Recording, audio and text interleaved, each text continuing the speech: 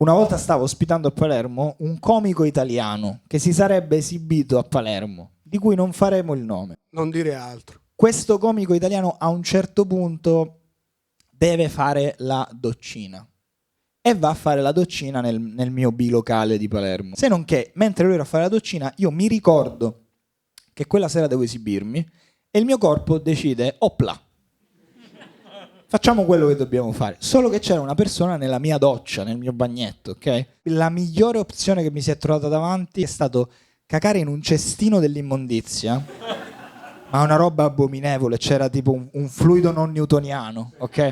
Ho preso il sacchetto, l'ho legato, l'ho messo dentro un altro sacchetto e a quel punto l'ho preso e l'ho messo tipo nel terrazzino, fuori, nel balcone, nascosto, dicendo lui domani va via e poi io lo butto, questa roba qui. Solo che io sono una persona sbadatella. Quindi mi sono scordato di aver messo questo abominio nel mio terrazzino e me ne sono accorto un giorno di pioggia, diciamo così. Sì.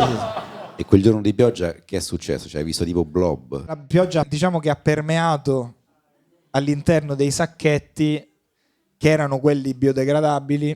Bravo, perché l'ambiente è la cosa più importante. Certo.